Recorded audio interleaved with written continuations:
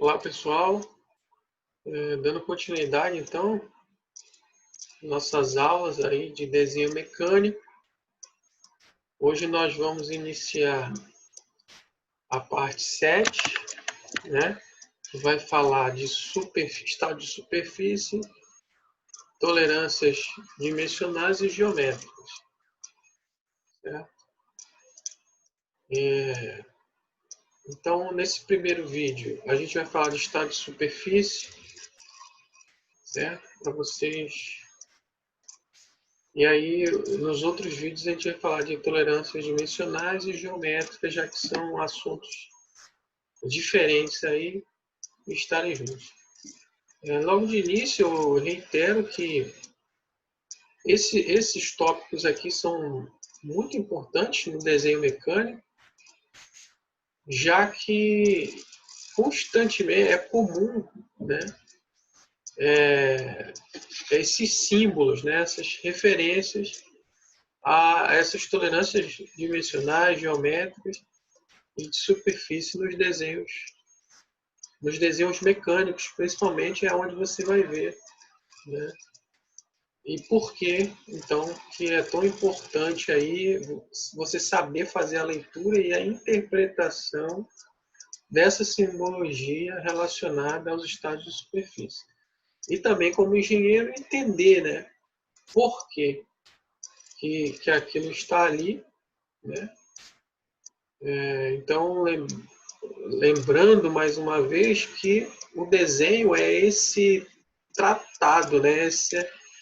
Esse contrato entre o projetista e o fabricante relacionado às especificações técnicas. Então, a questão do estado da superfície, assim como essas tolerâncias dimensionais geométricas, são preponderantes aí para a fabricação, né? Já que se tem um objetivo com o estado de superfície de uma determinada peça, de um mecanismo, de uma máquina, né, por exemplo. Então, pegando em qualquer elemento de máquina, você vai perceber claramente que há superfícies com um acabamento, um estado diferente uma das outras. E isso é em função, em termos de projeto, dos objetivos e a fabricação está condicionada a atender esse objetivo da superfície. Tá? Então, essa foi uma breve introdução, para a gente entender a importância aí. Em termos práticos, eu vou colocar principalmente a parte de estado de superfície, que é a rugosidade. Então, se familiarizem com esse termo, ele é muito usado na mecânica, rugosidade.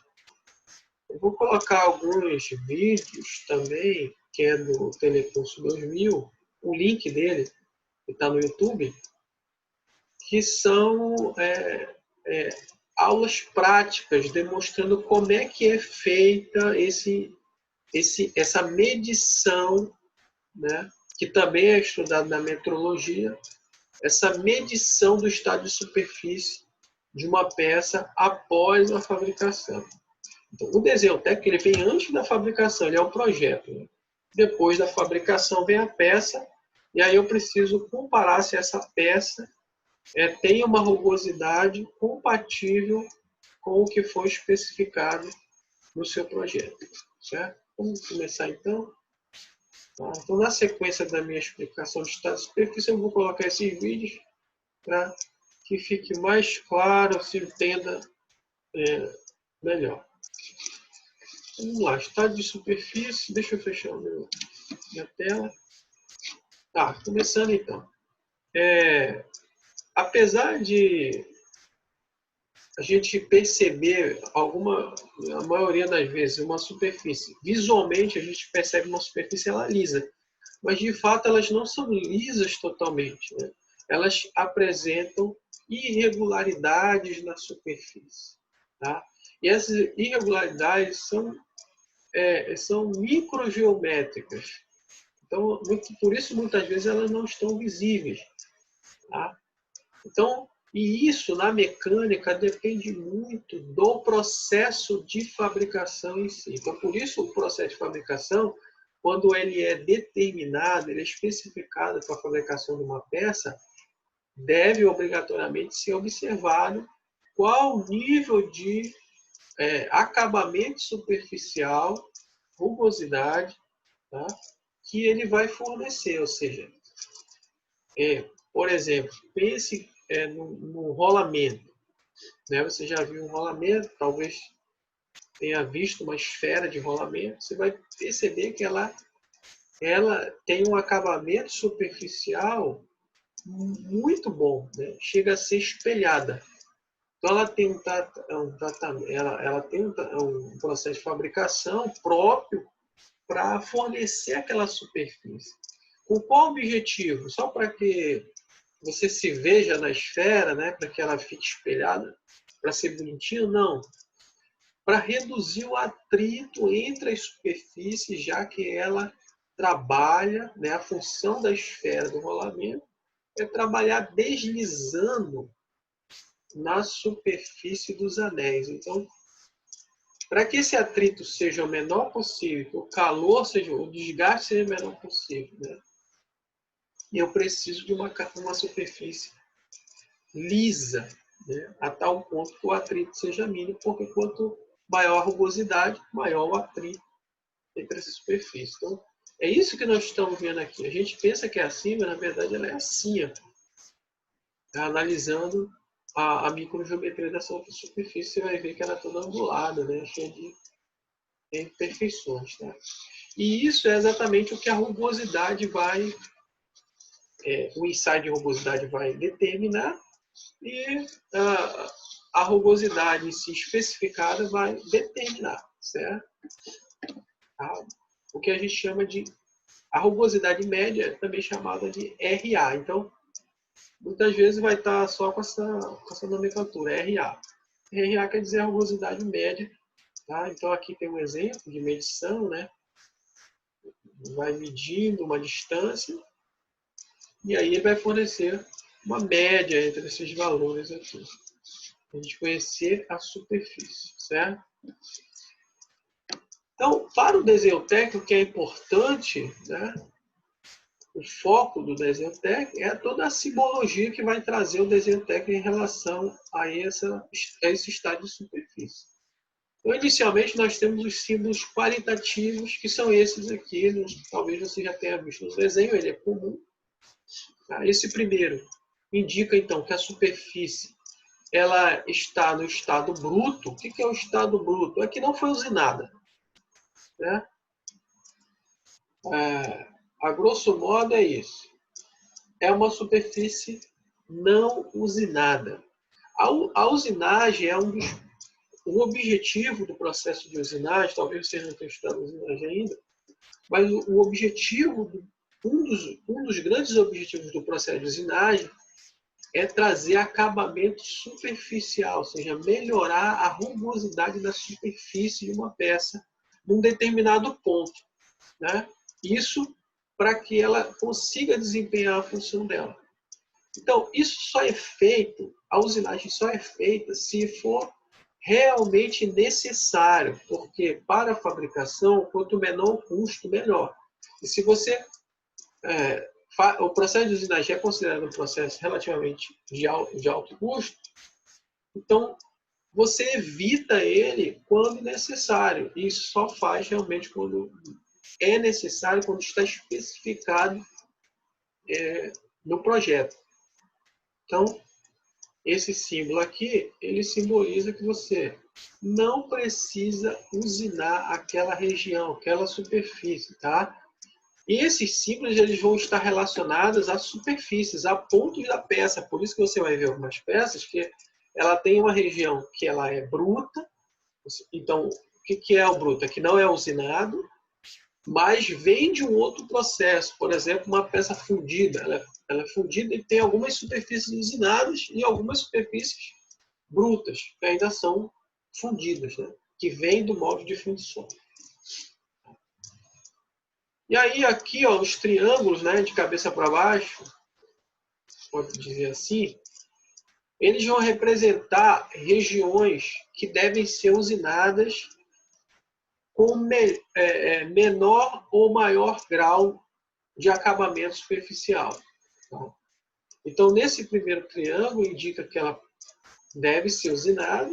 Então, os processos de usinagem vão fornecer também acabamentos diferentes. Tá? Então, há vários processos de usinagem, e esses processos eles têm a sua aplicação exatamente nessa possibilidade também de melhorar o acabamento superficial. Então, por exemplo, esse primeiro triângulo, ele indica o quê? Que a superfície deve ser desbastada, então desbastada quer dizer desbastada por usinagem.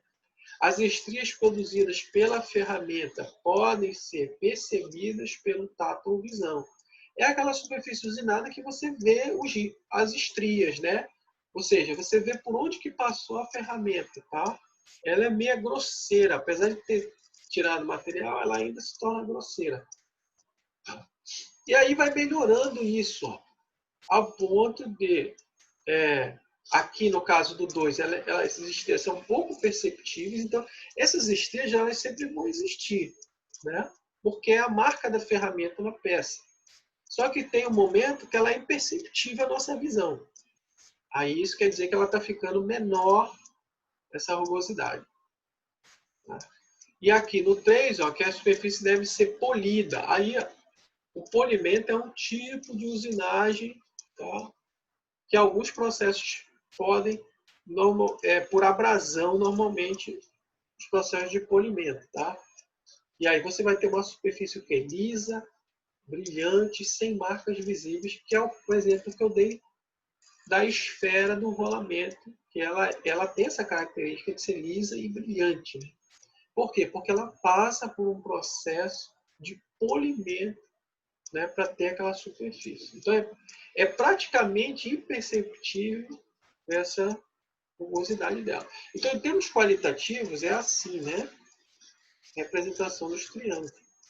Agora, eu posso quantificar isso. Então, existe um ensaio de rugosidade que ele vai me dar a medida da rugosidade em RA, como foi visto lá, né?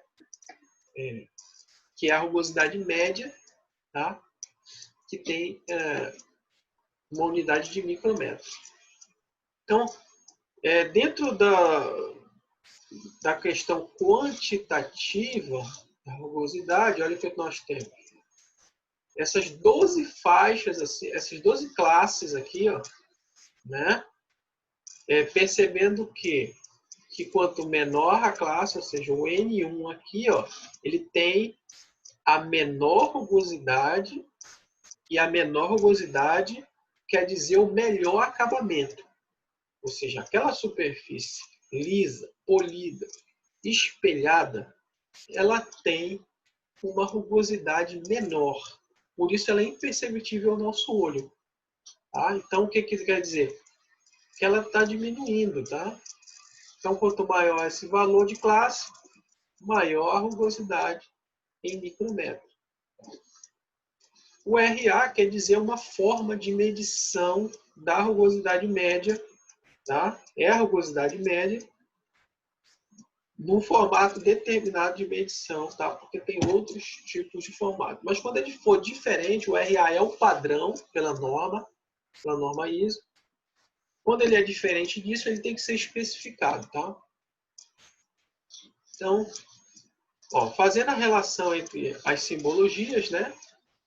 A qualitativa, que a gente viu, e a quantitativa, tá? Então, ó, na bruta, também pode ser expressa assim, ó. Tá? Esse símbolo com a bolinha no meio.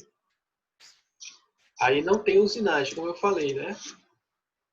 Na primeira aqui, ó, fica entre o 10 e o 12.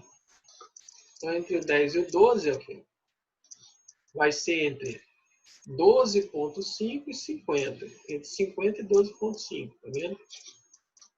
E aí vai diminuindo, ó. Esse aqui, entre 7 e 9. Para ficar entre imperceptível, entre 4 e 6. E existe um símbolo com 4 triângulos, que não está mostrando aqui, mas existe esse símbolo com 4 triângulos, que ele vai de 4 a 1. Então, com 4 triângulos, a rugosidade ainda é melhor que é esse aqui, ó. Que é muito pequena realmente essa rugosidade. Uma superfície já é muito bem acabada, para você ter uma ideia, aqui no 8. Tá? No 8 ela já é uma usinagem boa, realmente. Começa a ficar mais grosseira aqui no 10. O 10 aqui já é um pouco mais grosseiro, ou seja, a gente vê que está usinado, mas a gente já vê os riscos. Certo? Que é exatamente aqui, ó. A gente vê os riscos. Está usinado, mas a gente vê também. O 10. Quando baixa do 10 aqui, já vai para o 6.3, ela já é uma superfície boa. Tá? Então, que é essa aqui, ó. A gente já consegue ver que é boa e é quase imperceptível os riscos. Então, quando baixa realmente de 7, é porque ela já é excelente essa superfície. E aqui é exageradamente boa, né? Aquela superfície que passar a mão assim, não sente nada. Certo. Então, eu falei dos processos de fabricação e a relação deles com a rugosidade. Tá? Essa tabela aqui, ó, esse quadro, ele vai nos dar o quê? Um processo de fabricação aqui nessa coluna e a rugosidade que esse processo normalmente atinge, tá? O que ele normalmente atinge, por exemplo? Aqui tem corte por chama, né? É a utilização do maçarico. Isso aqui é na aresta de corte, tá? Na região cortada. Corte com serra, ó, de 25 a 1.6, dependendo lá. Já é uma faixa bem grande, né? Furação, tá? Sempre na região onde a ferramenta tocou, né? Mandrelamento. Então, para cá vai ficando melhor o acabamento. Quanto menor a rugosidade, melhor o acabamento. Certo? Então, desses processos, quem vai dar os melhores acabamentos? São esses aqui, ó, mais próximos do menor. Ó. O superacabamento, que é um tipo de processo, e que é o normalmente usado para fabricar as esferas. Polimento, também, ó. Esmerilhamento, a afiação, a retífica, que é muito usada a retífica, um dos mais usados para melhorar o acabamento superficial. Tá? Então, processos mais convencionais de usinagem, como fresamento, torneamento, já estão em faixas muito boas. Você vê que ele já começa, que a faixa frequente dele já é em 6.3. Então, nem sempre eu preciso dar polimento numa peça. Aqui, o acabamento, lembre que 6.3 eu já tenho um acabamento muito bom. Tá? Então, fresamento, torneamento já vão possibilitar esse acabamento.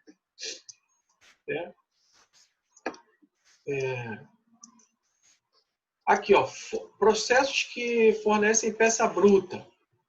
Fundição. Fundição aqui consigo ter até... Existem vários processos de fundição. Tem processos que são muito bons para fundição. Quanto ao acabamento superficial. Outros, nem tanto. Realmente vão trazer superfícies muito ásperas, né? Que é o mais comum. Então, dentre os vários processos de fundição, tem um processo que vai fornecer uma superfície extremamente porosa. O outro já vai fornecer ela um pouco mais lisa. Então depende do processo de fundição. Nesse caso aqui, ó, é fundição em moldes de areia. Então, fundição em moldes de areia tem uma característica de ter um acabamento superficial ruim, né? Porque ele fica todo poroso na superfície. Laminação a quente, forjamento, também tem vários tipos de forjamento, então por isso uma faixa grande. Né? Fundição em molde permanente, já a utilização de moldes metálicos. Aí, ó, já vai melhorando o acabamento superficial.